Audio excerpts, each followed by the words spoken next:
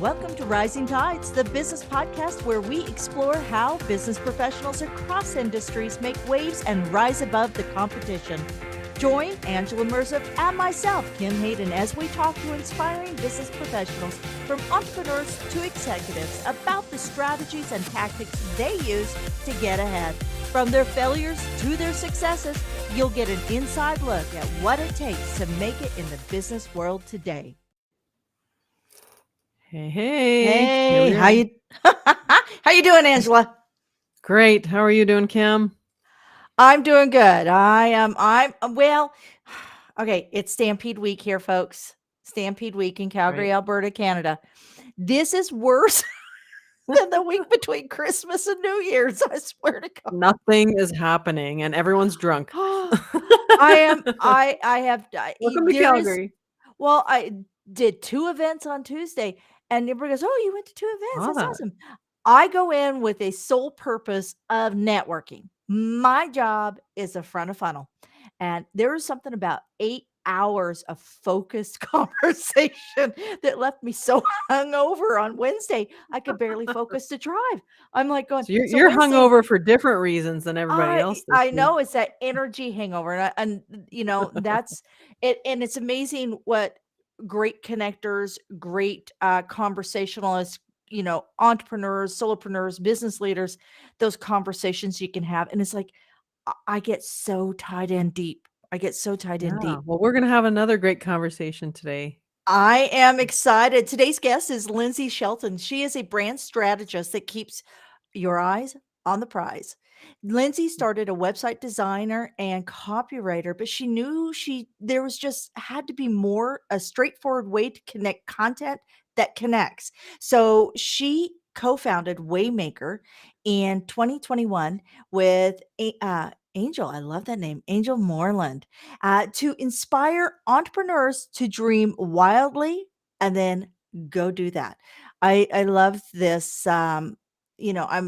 I'm getting a lot of inspiration on this show through this dream. Welcome, Linsey. Hi, Linsey. Hi. Are you starting to sweat in your she shed? No, I left the air conditioner on. So Okay. I love that you have a she shed. My husband definitely needs to build me one of those.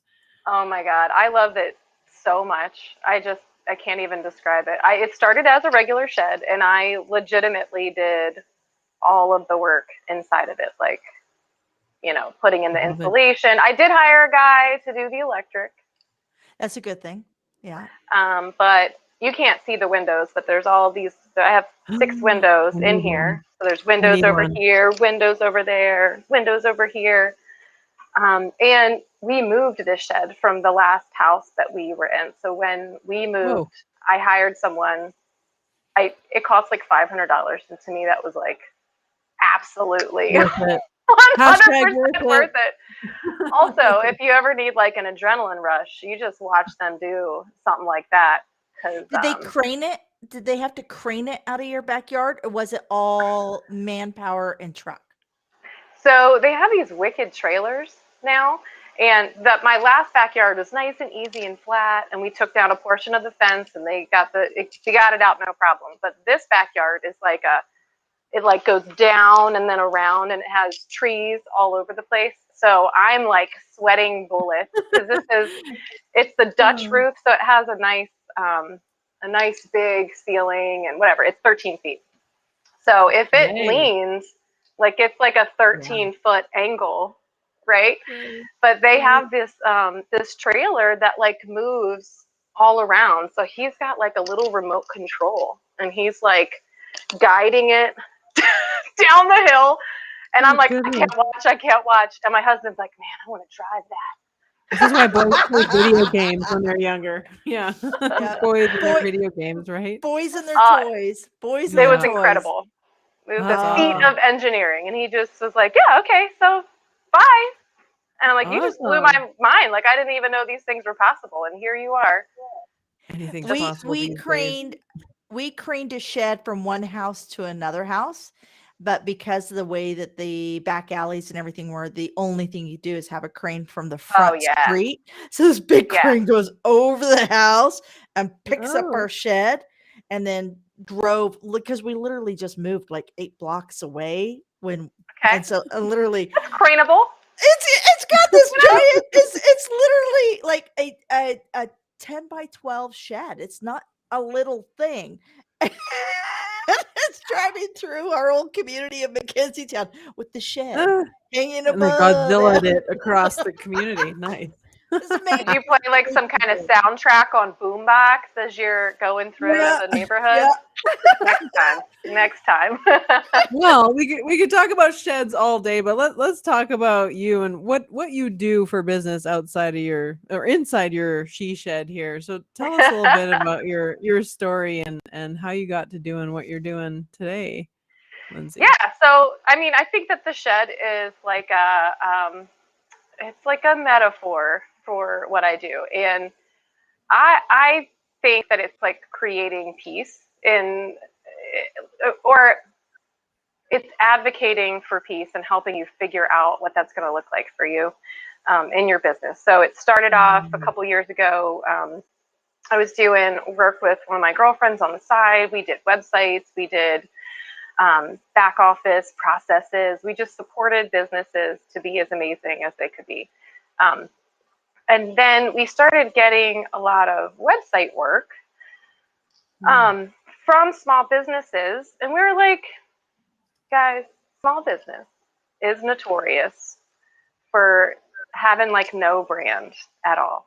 And as a designer, my job is to implement your brand. And so when it's like impossible for me to deliver a really impactful website without a solid brand. Like if you don't know really who your client is, really what's important about what they need to hear, that kind of thing, makes my life difficult. So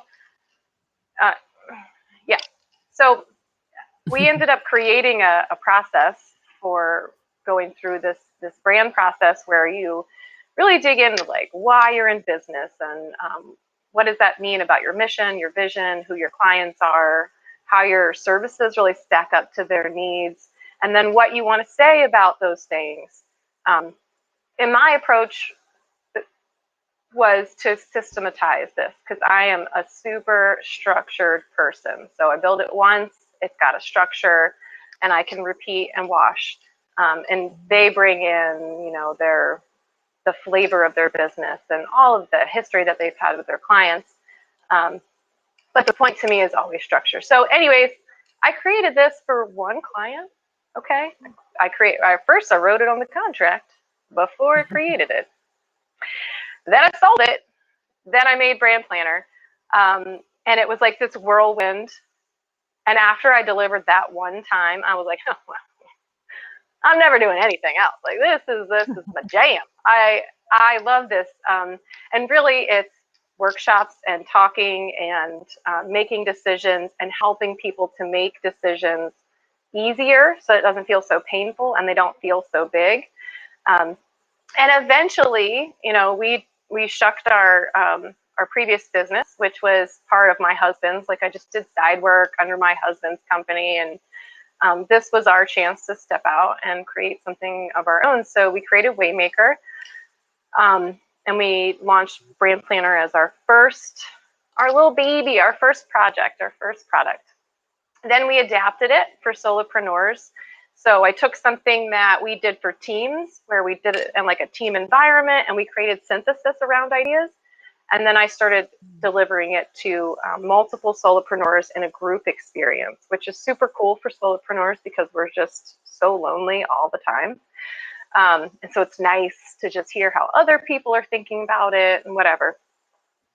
And then last year, after we delivered Brand Planner a bunch, I decided, like at the end of it, we create like a plan, a 6-month plan of you. All right, so you got this awesome brand that you want to use. Here's where you are. Here's where you want to be.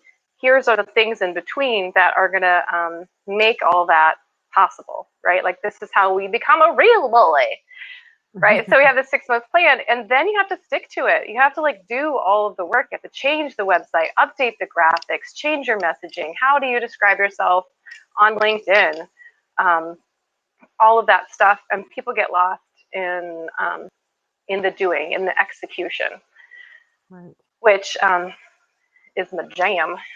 So, so then I created Action Planner last January. I kicked it off as a pilot program, and basically it's a weekly call where we go through all the best practices that you already know that you should be doing, but you kind of brush off because who has time to do the best practices, right? And what it creates is space and focus. So spaciousness on my calendar. My inbox is, we're always striving for inbox 0. We want to get those emails down. We're looking ahead in our calendars to see what we have coming up. What does that mean? Like, do I have an important task that I need to do? So that our brains are no longer just like, oh my God, I have to do the next thing, right? Like, we can't future think in a frenetic pace where you're like about to miss a deadline, so you're just like sweating bullets and working really hard.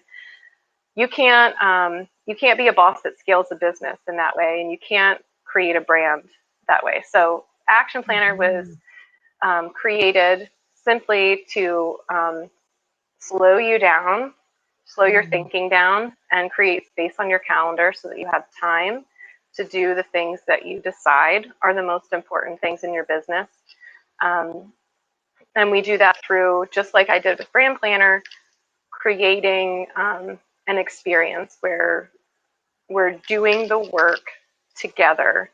And by the time you leave, you're 100% different than the moment you came. Like, you feel like you're together, you have a plan, your calendar's blocked off, you've triaged your email, and you're ready to start your weekend without thinking, like, worrying that you're going to forget something. And then Monday, you just check the plan. Yeah. Yeah. So I've been doing that ever since. Yeah. Well, that's where people get stuck. Like you say, it's like, we have this great, brand now. We know all that, but it's no good if it sits on a shelf. So how do we execute, and how do we do that without getting overwhelmed? And that's where, like you say, especially solopreneurs, we've got no one else on our team to kind of help us out. We're doing all the things. And so how do you then execute on this big plan that you've just put together? So tell me, your Action Planner, is that more geared towards the solopreneur? Who is the audience for this? Who's the perfect fit for this quarterly planning? So it's solopreneurs, it's people with teams. You can step into Action Planner and be a better boss. You can just be a better boss to yourself, or you could be a better boss to your team. Because we've all had the managers that aren't managing very well. They're not delegating in time, and that creates so much friction in your team. So this is really for anybody who's in a state of they procrastinate. They get right up to the edge of that deadline before it's done, or they're scooting deadlines, or they're scooting meetings to make space because they didn't make space before. I have been part of a team where like our weekly staff meeting was like constantly rescheduled along the week. And it's like, 15 people's schedules are now disrupted all of the time because my boss just couldn't go to the meeting. Like, she stacked her calendar and stacked all of her to-dos so that, it disrupted everybody's schedule. So I would say it's for bosses as well, of teams. Teams of one and teams of many.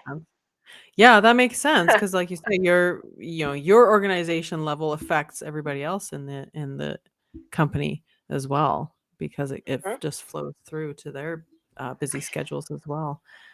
Yeah. Yeah. I'm thinking soon that I'm going to start a new offer where I do Action Planners specifically for a team, and we customize the experience for how that company is run.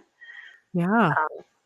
So I'm excited about that. I haven't totally pinned it down yet, but yeah, I think you could totally do that. It makes a lot of sense. Just like your brand strategy is geared, one way or the other way, because there is a difference. When you're running strategy for a group of people, there has to be a consensus of, what is our main goal and all that versus a solopreneur. They're kind of looking. Yeah, and we maybe- might need to look at certain systems, right? Like maybe this customer runs on Asana, so everyone's got to clear their Asana inboxes, respond, right? How amazing would that be if everybody cleared their inbox at the same time? Oh my gosh, I need help. I need help. Oh, I try so hard, but then it's like, yeah. Anyway, that's another topic for another day. Maybe I need to too. So how do you feel that your service here with the action planner? What do you feel is unique about it that maybe there's something that's missing in the marketplace that you've covered with your service? So what I have found is that there are productivity specialists, which will help you dig into bad behaviors. There are some companies that will help you do like a triage call, like what's important to me this week. And then there's co-working groups where you can show up and work with people. But I have found it's only us that does it this particular way, where we show up as a group. The call is structured. You're not just left to your own devices, which is normally to squirrel on the thousands of emails that you have or all the tabs that you have going up. And I guide people through the exercise. So I'll introduce, you say the first thing that we do is review the current week. How did we do? We measure our performance because everybody's tracking the big 3 things that are important to them. And then they say why. They try to dig into the why of that. Was it that because sometimes you don't make the mark. Oftentimes we do not. And so a new customer starts off in the red. Normally they're overly ambitious with the things they think they can do, and they're not able to accomplish them. And then over time, the experience of reflecting is what helps you to adjust your behaviors. So we'll walk through this reflection, and I'll introduce it. I'll say, we're framing the conversation here. We're going to jot down what went well, what didn't go so well, what do I hope to do, what do I need to stop doing. There's 5 minutes on the clock. We play some lo-fi music, and then I stop talking, and then we do the work. We sit there with our books, and we just reflect on the week. And then we go through a series of exercises. So we're looking at our notes. When's the last time you looked at your notes to find the tasks that you said you were going to write down, but if they don't actually get to your list? If the tree falls in the woods, does anyone hear it? Right? So we look for all that. We we triage email. We look for it in our calendars. We decide on what the big 3 for next week are. They share it. Everybody has a grid where they're working their quarter. So that next week they come back and they do it again. So the unique thing about Action Planner is that we are doing the work together. We're measuring our performance, and we're super focused for an hour, and then that's it. I'm not bothering you throughout the week. There's no thought experiments. There's no theory. There's just action. That's all it is. Although I will bother you if you give me a lightning bolt, because the lightning bolt means that you want to nudge in the middle of the week, and I'll check in and ask you if you did that the number 1 thing on your list. Aha. Yeah, that sounds very helpful. I love that you do the work in real time. That's, I've been part of other workshops where it's like, you get the information and you're, It's a lot of shoulds. Yeah, and you're, kind of just absorbing everything. But then you've spent that time there. Then you also have to spend the time and create your plan or like work things out. So I love that you do it in real time with your expertise and also with others in the room where you could bounce ideas off of each other. It's almost like you're getting 2 workshops in one, which is great. Right? And then the nudge throughout the week if you need it. So yeah, that sounds very helpful. So for your clients, when you're in these quarterly planning sessions, and for everybody listening, how can business owners start prioritizing their day, their week, their month, their year what's the a good first step? Like if they're thinking of doing that, they know they need help in that area. What are some actionable steps you can give them? Yeah. So if you're a bit of a squirrel chaser, when it comes to creating a cohesive strategy or execution daily, um, you want the trouble with behavior is that patterns feel good, right? So my advice is always to take the path of least resistance and to start small so that you can keep it up. Um, like for instance, when COVID hit, I really was over time, like we didn't have to go anywhere. I didn't have to like dress myself. I got to a point where I wasn't waking up and taking care of myself. And so I asked a friend of mine if she would be interested in meeting at 6:30 in the morning. So the goal was just to get up on time. We started small and we got up on time. And then we would say, okay, we're going to get up and we're going to drink our glass of water. We're going to make sure we've done our basic things, like we brushed our hair, we brushed our teeth, all right? So that goes on. And then a couple weeks later, we say, okay, well, what are the three most important things to you? What are you going to do today, right? That felt okay because we had taken the time to build on. And then it kept going from there. We did 10 minutes of yoga. We chatted a little bit, but it takes time. So getting better at hitting deadlines or signing off at 4 or following up at meetings, it's all tied together, and getting there takes time and it takes patience. So you know yourself best. If you decide,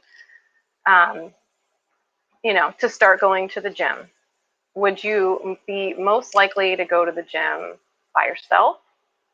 Would you be most likely to go to the gym with a friend? Are you someone who likes to show up at a class, right? If you set a date with yourself, are you going to make that date? Are you going to go there? I personally will not. That's why I created Action Planner, because I'll show up for you, but I will not show up for myself. So so I would recommend a weekly 45-minute date with yourself if you show up for yourself, right? And you're just going to go through and just decide on, take a look at your next week, decide on the three most important things, and then, jot down a thing for Monday, a thing for Tuesday, a thing for Wednesday, a thing for Thursday, a thing for Friday. If that feels like too much, then I would recommend taking 5 minutes every single morning just to look at your calendar. Just say, what am I doing today? And what did I think was the most important thing? Do I have time for that today? So just organize your day. Sometimes you have to start there. After I did Action Planner for a couple of months, then I started thinking quarterly, and that's when I developed the quarterly workshop, right? So sometimes we have to focus like really small. We just have baby steps. I am a person that wakes up and looks at my calendar. I am a person that plans weekly. I am a person that plans quarterly and monthly and weekly and check in daily, right? So baby steps is what I would recommend. The path of least resistance. And if you don't show up for yourself, ask somebody else. Yes, just like going to the gym. And it's amazing, like you mentioned, the whole your routine falling apart during COVID. I totally resonated with that. It's amazing how fast that can happen, because I was a person that woke up early and then everything just kind of fell apart, and I was getting up later and later and later and later in the day, and I was like, what is going on right now with me? And I never did that before. But yeah, patterns just fall apart so easily if we're not consciously choosing them, right? Yes. So we don't want to think big and we don't want to think perfect. We just want to think the next smallest thing.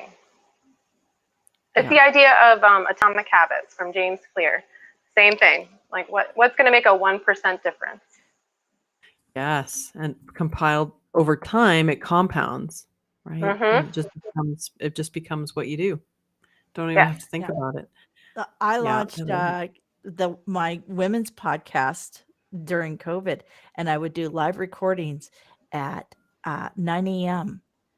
2 times a week. So I knew that 2 times a week I was getting up and being accountable, and I had to be in studio by 9, which is my spare bedroom. But that one thing led to doing the next thing and next thing, and literally shifting that has Mm-hmm. changed the entire trajectory of my business. So And would you say that those particular days in your week were different and better than the other days in your week? yep, absolutely, absolutely. I spaced them so that I knew going out of that the following 24 or 48 hours, I had X amount of things to execute and do. So I learned how to edit these. I learned how to do the blogs. I learned how to do it all because I had somebody that I knew I was responsible to. And I Mm-hmm. think that goes with what you're saying. It's like we don't Yeah. tend to do things for ourselves, but we tend to do it for others. Mm-hmm. And it is crazy how setting those markers in place, setting those connectivity spaces in place help move you forward. Yeah. How long do you see that it takes for some of your clients to actually get into a new pattern? Like how long does it take them? Well, most people who commit, I mean, like who join the membership, they Mhm. show up because if you're not there, I do say something to you. Like it's not like I don't, I'm sending you an email that says, "Hey, we really missed you," and then I'll give you like some short guidance. Like it's okay if you didn't plan with us. What are your 3 for the week, right? So make that quick decision at least. And I'll give them a link to the deck because everybody has a link to, we do like, they're called quarter cards. And so we have the normal deck and then everybody has their card for the entire quarter. And it's cool because we can, as people change their colors, like one week maybe I'm red because I said I would do all of these things and I did 0. And then the next week I'm yellow because I did 2 out of 3. Some weeks I'm green. And so you can see your quarter, like it's like a heat map. And then we asked, like, does this align to your monthly goals? Does this align to your quarterly goals? And not that it's good or bad, but when we are aware of our patterns, we change our patterns, right? Mhm. So Mhm. I got on a bit of tangent there. I don't remember what your question was. Just how I just long does love it take color. to make that difference? Like to finally get into a routine? What do you see? What's the Mm. common time frame that it I takes? would say probably like 6 weeks. Okay, so it takes some time. Takes Hmm. some time to get Yeah, there. like, but they're showing up, and in that 6 weeks, maybe their color is not the best, right? They haven't gotten to a Right. green, but I do see people start with, like, I've had one lady started with over 40,000 emails. Oh my goodness, how does that even happen? Wow. Easy, I easy. Sign up for easily, Haro. Help a yeah, realtor. right? Help a reporter out. You get 3 in the morning, 3 in the afternoon, and 3 in the evening. And I may just go back and read them all, but I'll leave them Oh for my now. gosh. Right. Oh no, I'm Right. gonna save them. I'm gonna save them. Mm-hmm. Yes. So you'll see things like that, like my emails. Every time we start the email triage section, I'll gamify it. I'll say, okay, everybody, drop the number of emails you're working with right now. I want to see it in the chat. How many emails you got? And at first, it's like 3,742, and then it's like 126. Over time, those get really small. And then my OGs, the guys that have been there for like 6 months to a year, when we see 75, we're like, oh my God, what were you, did you go on vacation? What's happening? Yeah. So So you got normally they'll come yeah. and they'll have like 40, you know? Yeah.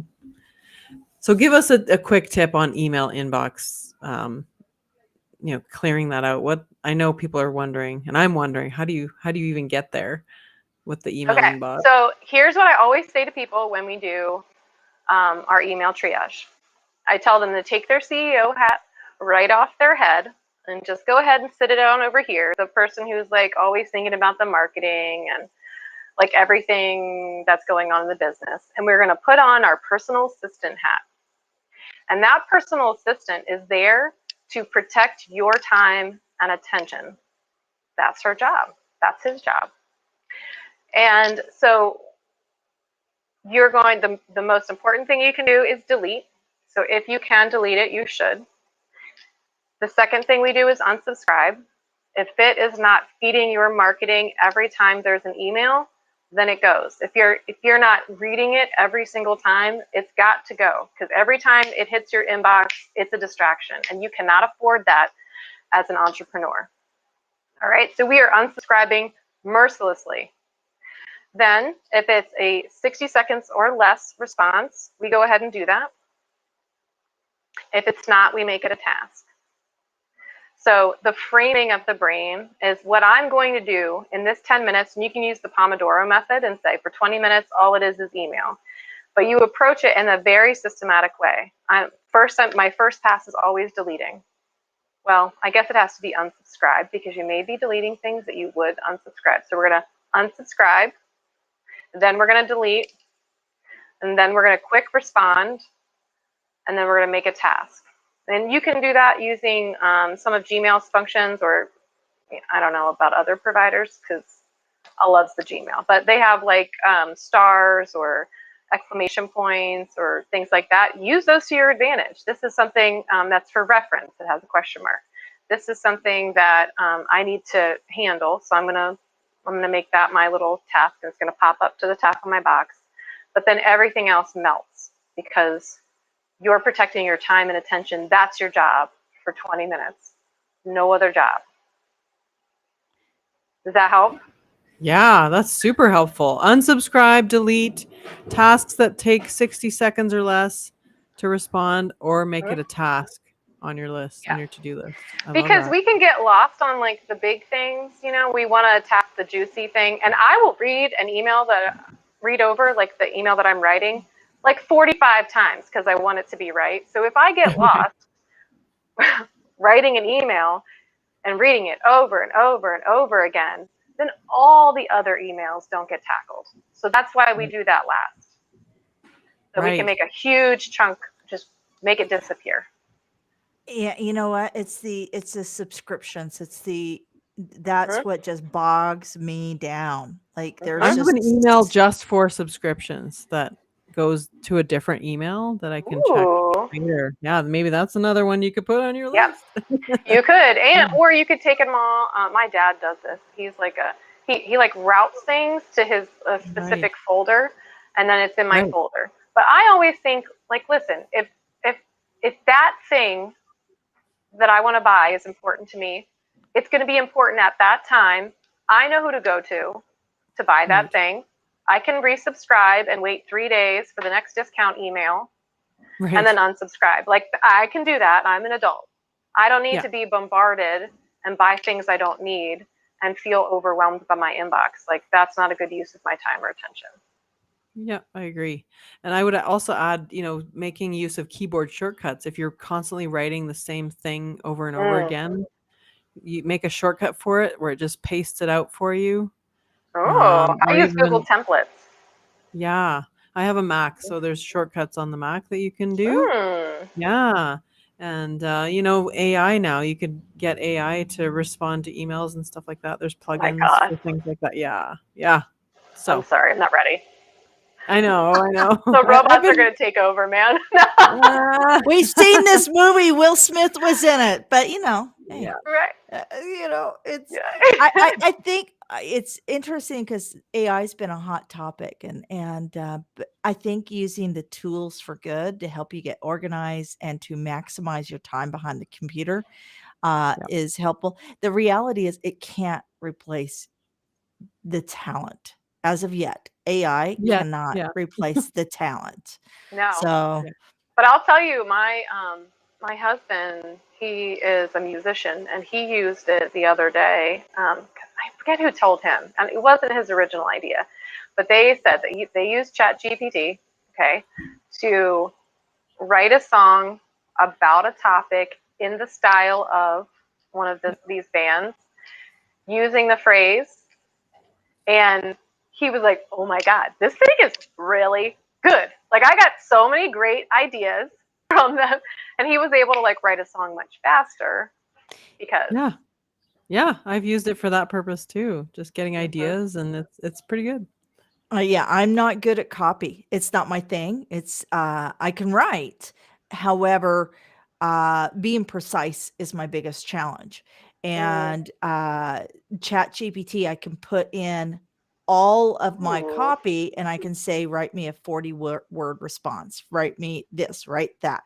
And what happens is it takes all of my eloquent, what is Verbose it? Yeah, verbose. explanations. Yes, and it It just brings it organizes your down. thoughts for you. Yeah, it does. Yeah. And my You say, husband make it more better. make Make it more better. Exactly. You can do that. My husband's dyslexic, and it has literally changed the world for him because he is incredibly brilliant. He has such a vast vocabulary. However, I mean, I will tell you, I probably have received in our 30-year marriage maybe a dozen handwritten things from him because it is that hard for him to write.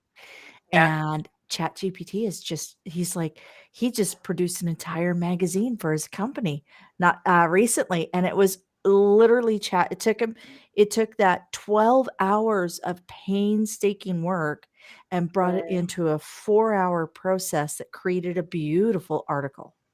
And Cool. yeah, so yeah, there's lots So going there's on there. another layer for your action planner group. You could start adding that in, because I know there are plugins for responding to emails, and you can set up little shortcuts and things. Actually, like that would be a great side workshop, is to write a couple of There's an idea for it.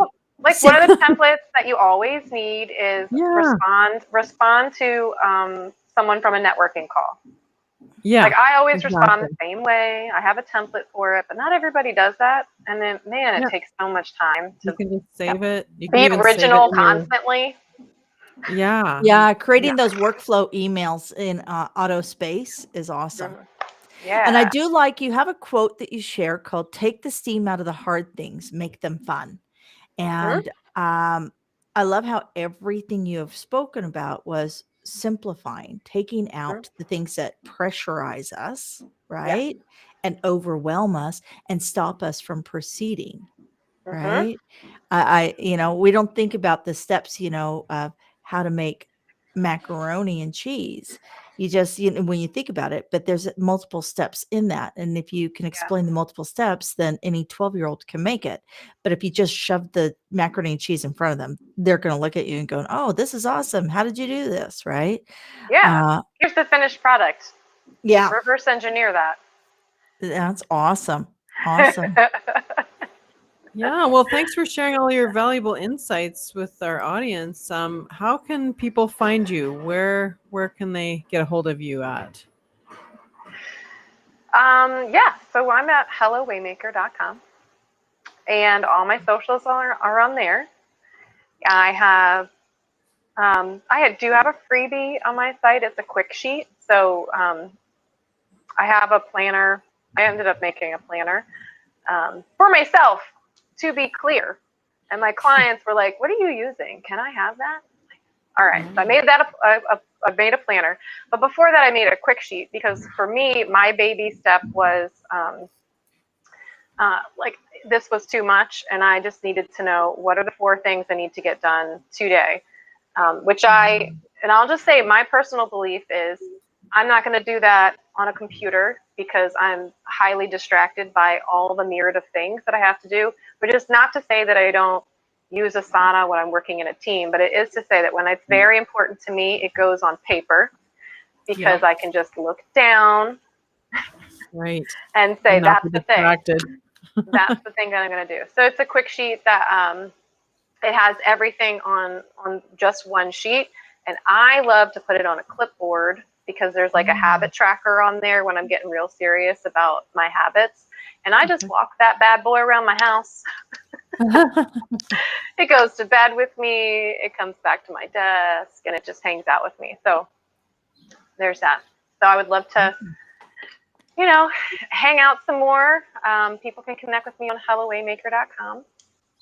Okay, sounds good. So yeah, that sounds like an excellent resource if you just want to take that baby step and plan your day, right? Just start there and see how it goes. And that's /quick sheets, correct? I think so. I think that's / So hellowaymaker.com /quick sheet. Make sure you go and grab that. There's always something that can be learned, right? Yeah. Awesome. Yeah. Awesome. All right. Well, thanks for your time, Linsey. This was amazing. I have learned tons. I've been sitting in the background listening and writing notes and just letting you ladies take over the lead on this. All the information that we have talked about will be in the show notes. But until next time, you know what? Be good to yourself. This show is sponsored by Be Bold Branding. Kick that yawn-inducing mission statement to the curb.